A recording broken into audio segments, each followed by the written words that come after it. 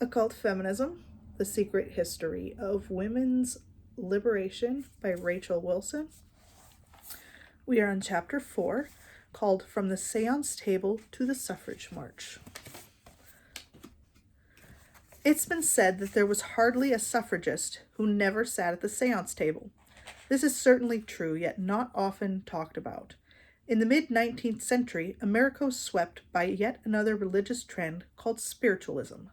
New York's burned-over district, which had earned its nickname by being set ablaze with almost hysterical passion during the previous waves of religious awakening, was fertile soil for the spiritualist movement.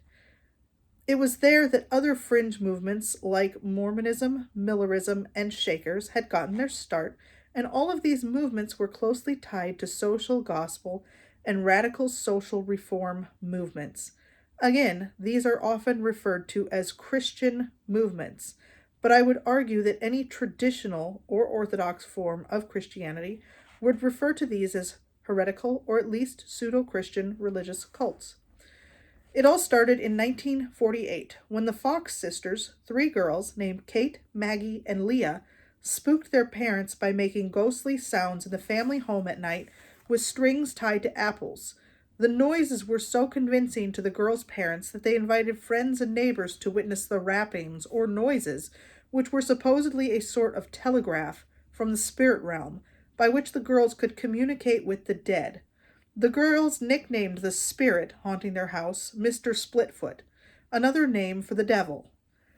Isaac and Amy Post were a radical Hicksite Quaker couple who were close friends of the Fox family as well as abolitionists and social reformers. They were so convinced of the girls' ability to communicate with the spirit world that they got the girls to demonstrate their talents to the radical Quaker community around them as well. In 1849, the Posts held a public demonstration of the Fox sisters' spirit mediumship to a paying audience at Corinthian Hall in Rochester, New York. This kicked off a wave of traveling performative mediums, trance speakers, tarot card readers, and fortune tellers. Spiritualists believed that although some people were born with the gift of mediumship, that anyone could learn it with diligent study and practice. Isaac Post himself became a renowned medium who published a book in 1852 called Voices from the Spirit World, being communications from many spirits, in which he claimed to have contacted the spirits of Benjamin Franklin and the founder of Quakerism, George Fox. Because spiritualists believed in communication with the spirit realm, and that this realm was a higher state of being, they believed they could improve society by consulting those who had passed into this higher plane on things like morality, ethics, and social structure. These beliefs, combined with the ideas of revolution and rebellion that we have already covered, led to spiritualism being just as much a movement for social change as it was a religious movement. Abolition, feminism, and spiritualism are all very deeply tied together in European and American modern history. You may be surprised to learn that many of the most famous figures in the history of abolition and women's suffrage were trance speakers and spirit mediums who made their living traveling and performing seances or giving readings to the wealthy elite of their time. The Fox sisters certainly did, although Maggie published a public confession that the sisters were frauds, which she later recanted under pressure. Trance speakers like Cora L.V. Scott toured the country and spoke to large paying crowds, all while supposedly in a trance being possessed by supernatural entities. Spiritualism provided a great push into the esoteric and the occult in both America and Europe as secular movements like socialism, evolution, mesmerism, and Theosophy became mainstream. Many other authors who write about this period and the connection between social reform and esoteric religious movements have developed a theory that trance speaking and mediumship provided a way for women to speak publicly in a more acceptable fashion, asserting that they would not have been allowed to do so otherwise. While there may be some truth to that, I do not believe that this was the primary motivation of female trance speakers and mediums. I think that this theory arises mostly from a strong desire to make frauds, impostors, opportunists, and quacks into heroines and courageous freedom fighters for the cause of social justice because, as I noted before, the people who write about women's history are almost exclusively feminists. It certainly would not lend any credibility to the cause of feminism if the public were to learn that many, if not most, of the heroes of women's suffrage were essentially the same as the frauds you used to see on late-night television ads offering to give psychic readings via 1-900 numbers for $9.99 per minute, but I can demonstrate that they were the 19th century equivalent of exactly that. My favorite example of this is one that also explains how the ultra-wealthy global elites of the time became tied in with feminism and women's suffrage is that of Victoria Woodhull, also known as Mrs. Satan.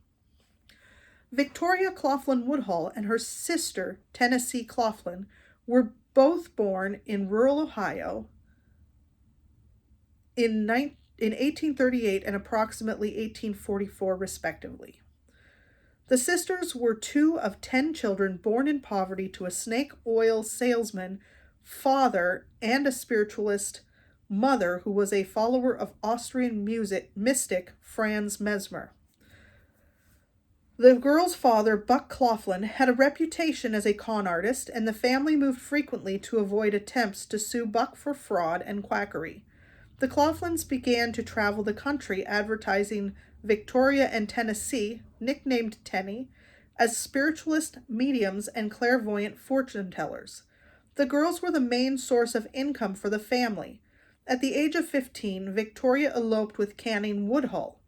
Both Canning and Victoria claimed to be doctors who treated disease with snake oil potions, magnets, and other worldly spiritual cures.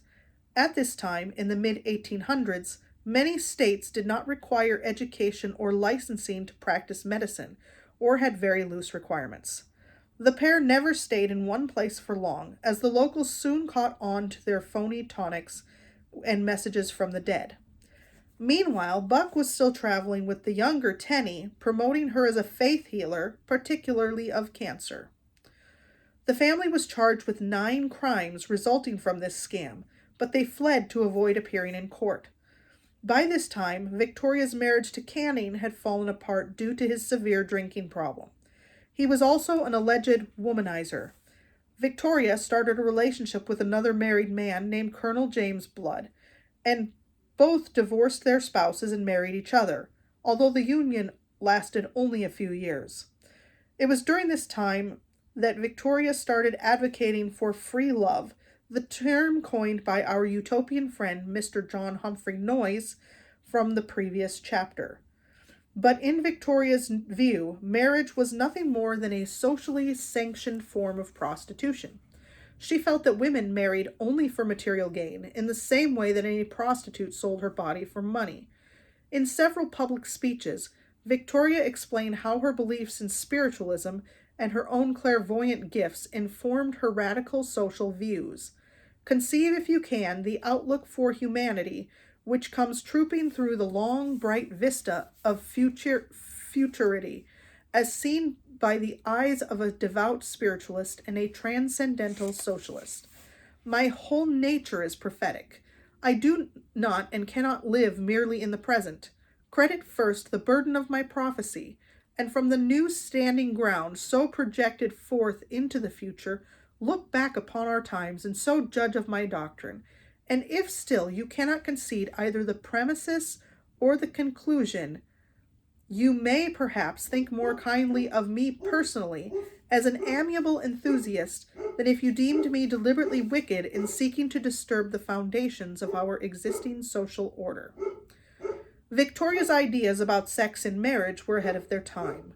In fact, the infamous modern radical feminist Andrea Dworkin agrees with me on this, stating, "Since women experienced sexual demoralization most abjectly in sexual intercourse, Woodhull did not shy away from the inevitable conclusion.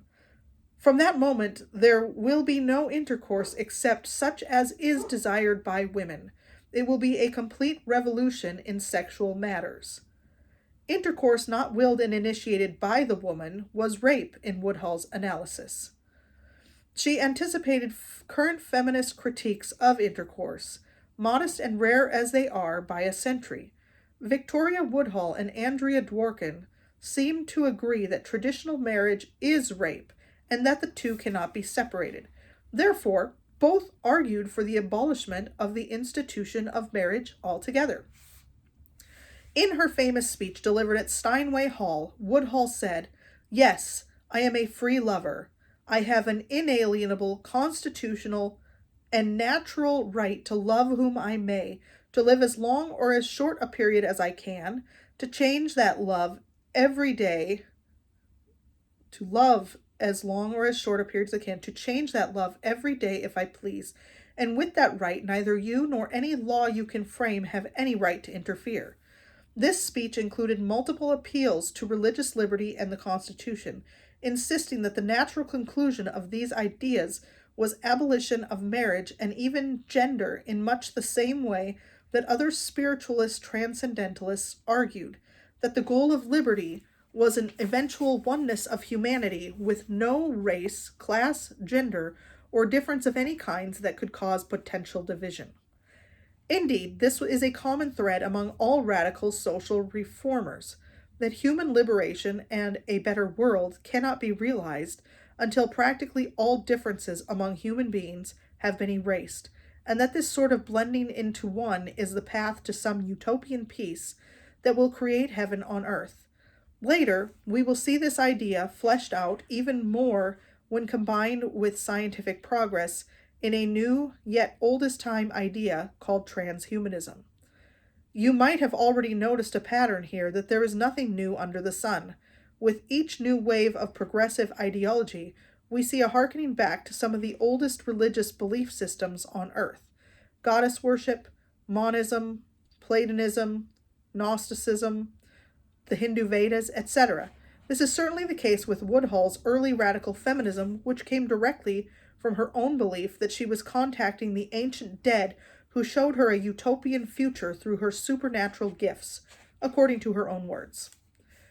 In fact, Woodhull said that she was contacted by the spirit of Demosthenes, the ancient Greek orator, who told her what symbolism to use in promoting her free love ideas. She said he also showed her visions of a house on Great Jones Street in New York City, where her fortunes would soon change for the better. So, in 1868, Victoria and her sister Tenny moved to Manhattan. Victoria and Tenny did manage to get a house on Great Jones Street, and there they began both a personal and professional relationship with one of the wealthiest moguls of the time, Cornelius Vanderbilt. Victoria served as his spirit medium and Tenny as his faith healer, although it is widely believed that Vanderbilt was having an affair with then 22-year-old Tenny. Like many details of Woodhull's life, it is not entirely clear how she met Vanderbilt, who was then the wealthiest man in America, but it was likely in some way related to her reputation as a spirit medium, since Vanderbilt was known to hire psychics and mediums, as well as magnetic healers. In November 1869, Vanderbilt made a fortune, an estimated $1.3 million, roughly equivalent to $26 million today, according to the New York Times, by implementing psychic investing advice provided by Woodhull the day before the first Black Friday stock market crash. When asked by the press how he managed to avoid calamity and make such prescient moves, he famously said, "Do as I do, consult the spirits."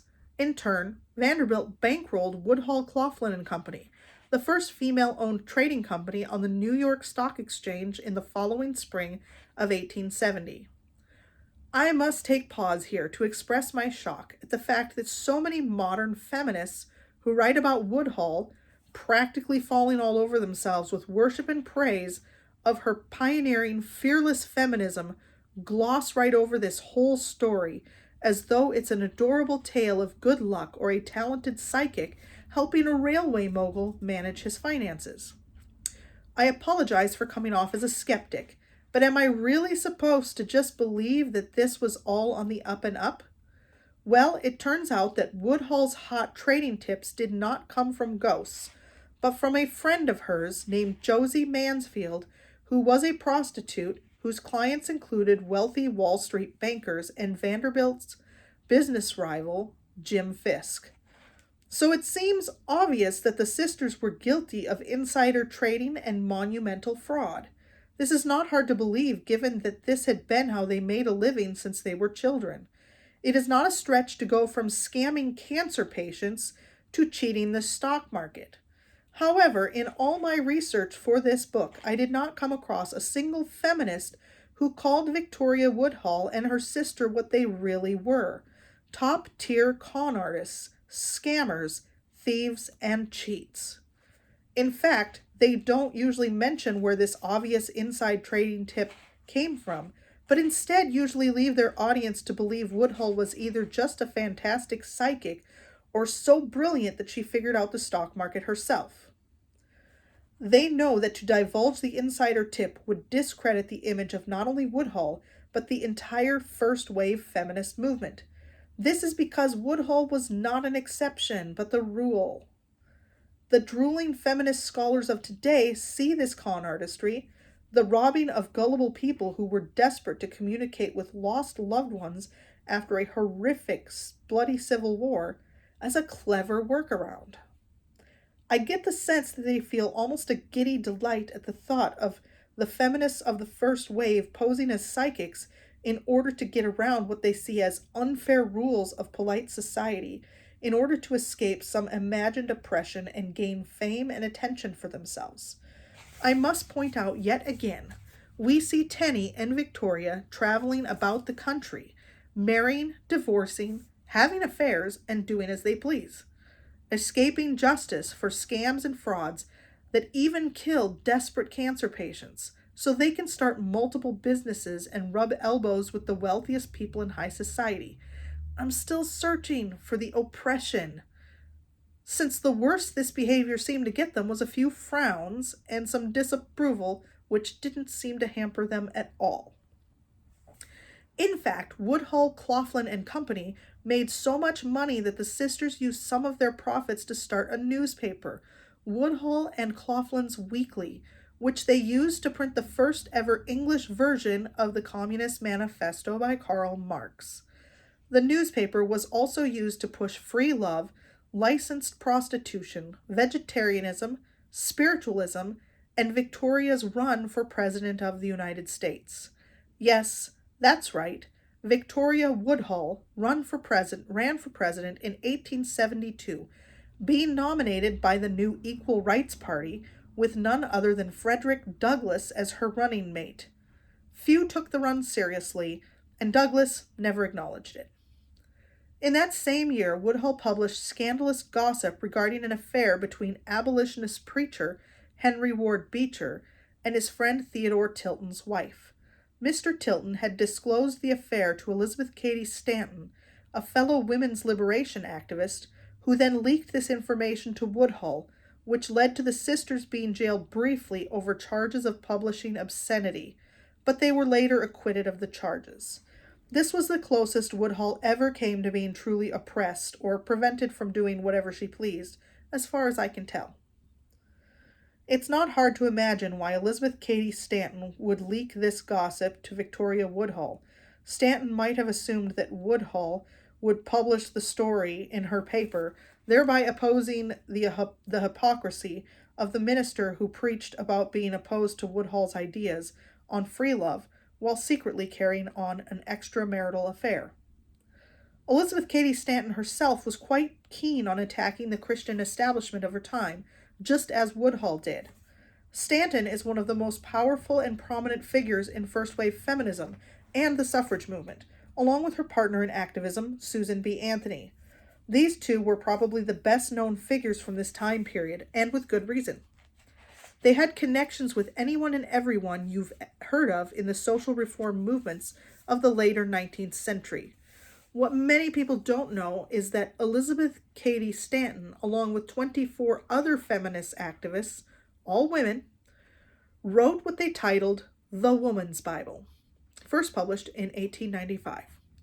This book is essential to the purpose of my own book, because it is perhaps the best single piece of evidence which supports my assertion that feminism cannot be separated from its fundamental opposition to Christianity, and that no matter how many modern women try to hold feminist views and Christian beliefs at the same time, that they are incompatible and antithetical to each other. Stanton herself agrees with me on this point, although she certainly would not have agreed with my larger points on feminism ultimately being a negative for women in society. In the introduction to the Woman's Bible, she explains her motivations for revising the Bible, saying that the only thing holding back women's liberation was traditional Christianity. She further explains that the Bible, all Christian churches, and the canon law are the basis for the belief that men and women belong to separate, divinely ordained spheres, and that women's liberation had to destroy traditional Christianity and canon law in order to achieve its goals.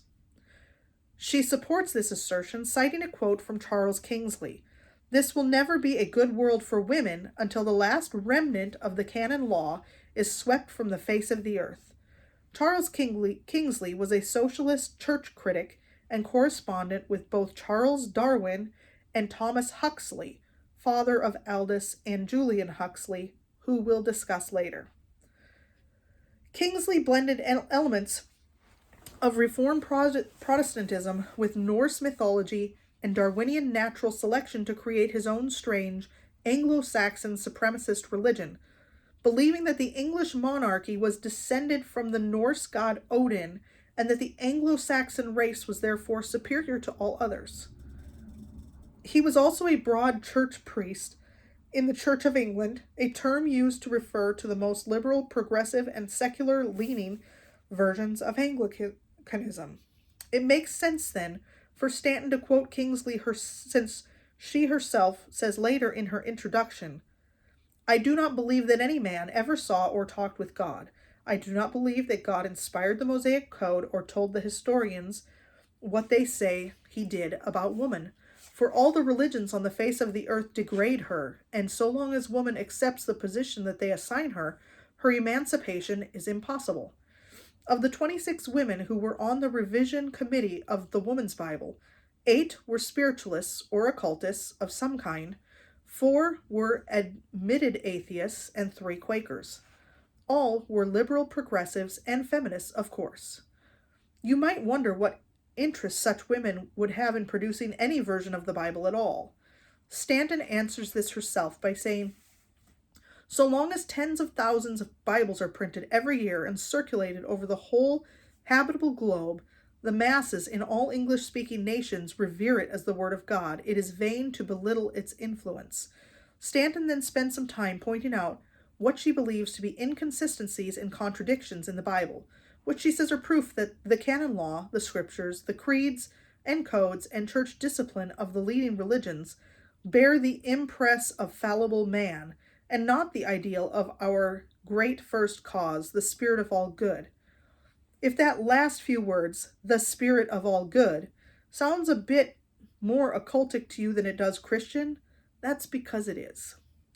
Stanton refers to the occult in her introduction to the Woman's Bible, saying, "Those who have the divine insight to translate, transpose, and transfigure this mournful object of pity," referring to her interpretation of the biblical woman, "into an exalted, dignified personage, worthy our worship as the mother of the race, are to be congratulated as having share of the occult mystic power of the Eastern Mahatmas." I realize this passage is sarcastic, but Stanton's religious views, as well as those of her revision committee, had occult leanings. I would like to give you a brief synopsis of some notable women on the revision committee for the Woman's Bible. Reverend Phoebe Hannaford, the first woman to be ordained a Universalist minister in New England. Universalism is distinctly not Christian, as its central doctrine is universal salvation. She was kicked out of her own church for living with her lesbian lover, so she started her own. Reverend Augusta Jane Chapin, another Universalist minister who attended the World Parliament of Religions. Chicago World's Fair 1893, recognized today as the birth of formal interreligious dialogue. Reverend Olympia Brown, Universalist Unitarian minister who kept her maiden name after being married. Ursula N. Gesterfeld became a Christian Scientist, another religion that is not at all Christian but borrows the name anyway. But after conflicts with the founder of Christian Science, Mary Baker Eddy, she started her own religion called the Science of Being, which evolved into the Church of New Thought, which dissolved after her death. Josephine K. Henry, agnostic who wanted no mention of God in the Constitution. She wrote, "No institution in modern civilization is so tyrannical and so unjust to women as is the Christian Church. It demands everything from her and gives her nothing in return." Eva Parker Ingersoll, atheist and wife of Robert Ingersoll. The two believed science would be the liberator of mankind, especially women. She shared Stanton's belief that Christianity was to blame for the enslavement and oppression of women. Lily Devereaux Blake, freethinker, credited with being one of the first to come up with the idea of gender theory and gender roles as learned behavior. Charlotte Beebe Wilbur, spirit medium and popular trance speaker. Ursula M. Bright, English woman who once gave a sizable donation to famous theosophist Annie Besant. Matilda Joslyn Gage, theosophist and open harsh critic of Christianity, also the mother-in-law of theosophist L. Frank Baum, who wrote The Wizard of Oz. It should not be surprising that most of the women on the revision committee for the Woman's Bible were openly hostile critics of Christianity, given that Stanton admits her motivation right from the outset of her book is to discredit the Bible and Christianity altogether. Stanton is quoted as saying, "Well, if we do not see the absurdities of the old superstitions, never unveil them to others, how is the world to make any progress in the theologies? I am in the sunset of life, and I feel it to be my special mission to tell people what they are not prepared to hear." Other prominent suffragists like Lucretia Mott, a Quaker, and Lucy Stone, a Unitarian, also wrote and spoke about traditional Christianity being the source of patriarchal oppression of women. This is the common thread among all suffragettes and first-wave feminists, opposition to and rejection of Christianity. Just because some of them pay lip service to Jesus as a teacher or attach the name Christian to their religious affiliations does not make it so. Again, I argue that the Protestant Reformation, inspired by innovations and corruptions in the Roman Catholic Church, opened a Pandora's box of waves of rebellion and revolution, which resulted in so many branches and sects breaking further and further from traditional Orthodox teaching and church tradition started by Christ himself, handed down in apostolic succession through the Orthodox Christian Church. The West has been trapped in a cycle of perpetual revolution ever since the Reformation, reflected in religious and social reform movements that progress further and further away from true Christianity until they become inarguably anti-Christian. The women of the suffrage movement were rebelling mostly against Protestant teachings that go against the Orthodox Christian understanding of biblical truth about man, woman, creation, and the place of each within it. Stanton, Gage, and others mentioned the idea of sex being inherently immoral, woman being blamed as the sole cause for the fall of man in the Garden of Eden, woman being created as inferior, as well as marriage being a condition of bondage, maternity, a period of suffering and anguish, as punishment. I am not qualified to teach the proper Orthodox Christian understanding of the role of woman in creation and the fall, and it's beyond the scope of this book. So I will encourage you to read Genesis, Creation, and Early Man by Father Seraphim Rose for an exquisite and proper understanding of Orthodox Christian teaching on these matters. In my view, this is why we do not really see feminist movements in Orthodox Christian societies. But we see the feminist revolution coming directly from Western Protestant societies and then spreading into the Roman Catholic world. I do not mean at all to offend or alienate my Christian brethren of Protestant or Roman Catholic faith. Of course, there are many Christians among them who do not agree with feminism or radical social reform. I was one of those people for 40 years before converting to Orthodox Christianity. However, as I have demonstrated, it cannot be denied that many Protestant fragments evolved into esoteric, non-Christian religions, and that those are the precise sects which produced the women's liberation movement in England and America. The leaders of this movement say repeatedly in their own writings that Christianity must be destroyed or reformed into something else entirely in order for feminism to achieve its goals. So if this offends you, please visit your nearest spirit medium and see if they can contact the dearly departed spirits of suffragettes so that you may take up your objections with them. The Woman's Bible was a great commercial success with 7 printings in only 6 months, another version released in 1898, and translations into several languages around the world.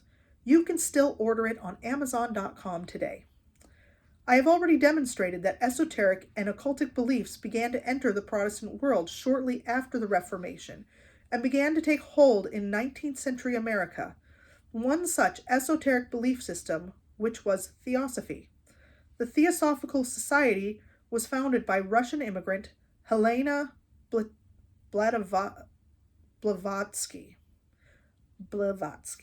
and 2 Americans named Henry Alcott and William Judge in 1875 in New York City. Theosophy combined elements of ancient mysticism, Eastern religion, and Neoplatonism into a new occult religion of the Western esoteric tradition. It shared elements of transcendentalism, spiritualism, and monism, which were already popular among feminists and social reformers in New York around that time. Matilda Jocelyn Gage, who I mentioned above, was a friend of Stanton and member of the Women's Bible Revision Committee, was much more frank about the fact that she saw Christianity as the main enemy of feminism. Gage authored her own book during the same period she was helping Stanton desecrate the Holy Bible. In 1893, Woman, Church, and State was published. In it, Gage is very straightforward about her opinion that Christianity is the enemy of feminism. Gage used archaeological findings discovered in the 19th century by British academics to support the idea of matriarchates, or female-dominated societal power structures. These archaeological findings were the remnants of goddess worship practiced in the ancient world, which I cited in the first chapter of this book. Gage argues that pre-Christian civilizations who practiced goddess worship were superior to Christianity because they gave power and liberty to women, although whether this was true of daily life in a practical sense among such civilizations is still hotly debated among scholars today. The book also included one of the first open condemnations of persecution of witches, which Gage asserted was nothing more than a theologically inspired conflation of womanhood itself with witchcraft. This view is now the prevailing philosophy of feminists and is stated as fact by progressive academics whenever the history of witchcraft is discussed. Gage joined the Rochester Theosophical Society in 1885. By all accounts, Gage was a devoted occultist and theosophist, and especially toward the end of her life. She shared this passion with her daughter Maud and Maud's husband L. Frank Baum. Both became theosophists as well, and this influence can be seen in Baum's famous story, The Wizard of Oz, which also bears the influence of Gage in the characters of the Good Witch and the Bad Witch. Both Gage and Baum were instrumental in facilitating the modern pagan revival of witchcraft and Wicca by portraying witches mostly as victims of social injustice by the patriarchy, and not necessarily evil, but potentially good. Theosophy became particularly important in repopularizing the occult in the West. Its blend of New Age transcendentalism and spiritualism, combined with Eastern religion and Neoplatonic philosophy, seemed tailor-made for the times, and I would argue that it was. Helena Petrovna Blavatsky, the founder of Theosophy, has been widely suspected of making up most of her stories of worldwide travel and adventure, which she said helped her rediscover the ancient truths and wisdom of the ascended masters. These ascended masters, she said, delivered to her knowledge of a once universal religion of ancient mankind. Blavatsky said these masters of the ancient wisdom, also called Mahatmas, were highly evolved physical beings who lived high in the Tibetan Himalayas. Blavatsky came from a long line of wealthy aristocrats and nobles from Russia and Europe, and she did spend a lot of her life traveling. However, her claims of being in Tibet and other places around the world, having far-fetched supernatural adventures, are uncorroborated, and historians have never been able to verify many of her tales. Even occult historians who would be sympathetic to Blavatsky doubt many of her claims. She claimed that she met a mysterious Indian Hindu man named Moria, one of these ascended masters who sent her to Tibet, where she spent 2 years honing her psychic powers. These included clairvoyance, astral projection, telepathy, and the ability to psychically teleport objects. After her supposed stay in Tibet, Blavatsky went to New York to prove that the supernatural phenomena of spiritualism were indeed real. However, she said that spirit mediums were not contacting the dead, but other mischievous inhabitants of the spirit world called elementals, as described by 16th century occultist Paracelsus. It was during her time in New York that Blavatsky wrote Isis Unveiled, the first book that outlined Theosophy as an occult religion of its own. This book is often accused of extensive plagiarism, as many parts seem to copy other popular occult works of the same period. Blavatsky even had to change the title from The Veil of Isis to Isis Unveiled, because a book of the same name already existed. Despite this, the book became extremely popular and is still considered a major milestone in Western occultism due to its influence. Isis was the mother goddess of ancient Egyptian religion, which has a vital role in Theosophy. Here again, we see ancient goddess worship being incorporated into a modern religious movement, also associated with feminism. Joy Dickson, author of Divine Feminine, Theosophy and Feminism in England, posits that the suffrage movement in England was inextricably linked to Theosophy, with a much higher percentage of suffragists joining the Theosophical Society than did the general public.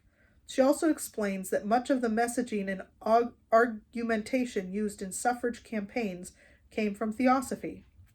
To understand why we continually see this link throughout history, we must understand that the aims of all these universal esoteric religions are the same.